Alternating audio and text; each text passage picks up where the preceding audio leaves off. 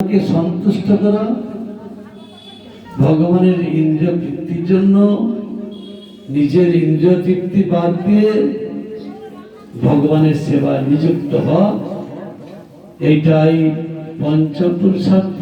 ভক্তির পথ গ্রহণ করলে ভগবানকে লাভ করা যাবে।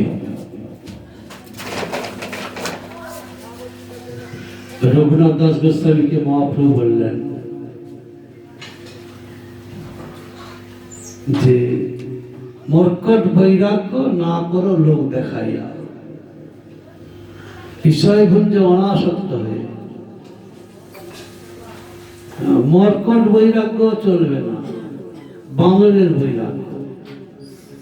বাইরে বৈরাগ্য দেখাচ্ছেন, ভিতরে ভোগের বাসা, ভোগ করার জন্য ব্যস্ত, আত্মেন্দ্র পৃথিবাঞ্ছার জন্য ব্যস্ত। বাইরে জগতে দেখাচ্ছেন আমি বড় বৈরাগী, আমি বড় সাধু। এই মর্কট বৈরাগ্য না করো লোক দেখাইয়া। আবার বলছেন গ্রাম্য কথা না শুনিবে, গ্রাম্য বার্তা না কহিবে। ভগবত সম্বন্ধীয় কথা বাদ দিয়ে যা কিছু কথা গ্রাম্য কথা, গ্রাম্য বার্তা, সেই জিনিসগুলো যদি আমার হৃদয়ের মধ্যে বাসা বাঁধে, তাহলে ভগবত সেবাটা হবে না, ভগবত ভজন হবে না। এই জন্য সঙ্গ নিয়ে ভজন করতে হবে, সেটা হচ্ছে সাধু সঙ্গ। যারা ভগবানের ভজন করেন সেই সকল ব্যক্তি সঙ্গ গ্রহণ করলে আমাদের হৃদয়ের মধ্যে তাদের যে আচরিত পথটা প্রবেশ করবে এবং সেই পথে অগ্রসর হতে পারব। দুঃসঙ্গ পরিত্যাগ,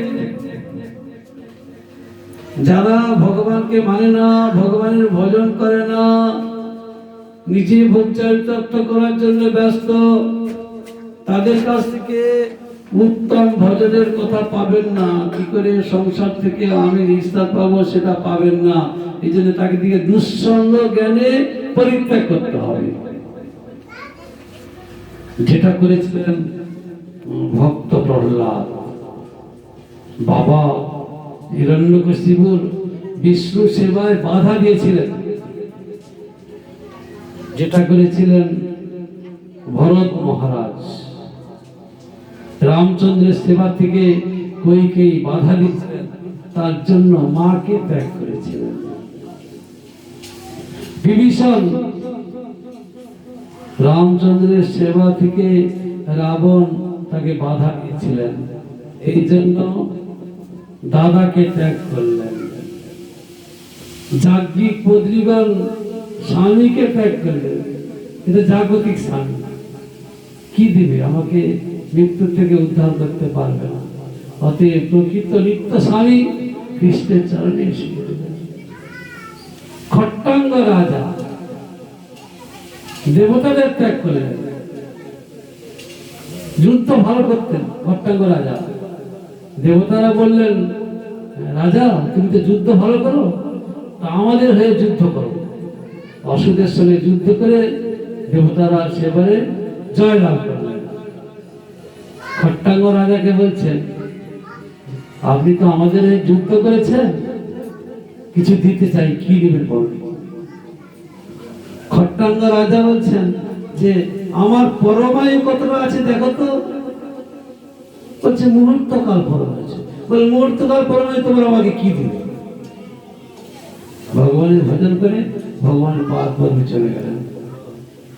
তাহলে এখানে দেব দেবীর উপাসনা করে কোনো লাভ নেই। মূলে জল দিলে তাহলেই কল্যাণ, গাছের গোড়ায় জল দিলে কল্যাণ, মুখে আহার দিয়ে কল্যাণ, ডালপালায় আহার, হাতে পায়ে আহার দিলে কিছু হবে না। এই জন্য বলছেন এতে চাংস কলা পুংস কৃষ্ণস্তু ভগবান স্বয়ং ইন্দ্রাণী ব্যাকরণ রকম যুগে যুগে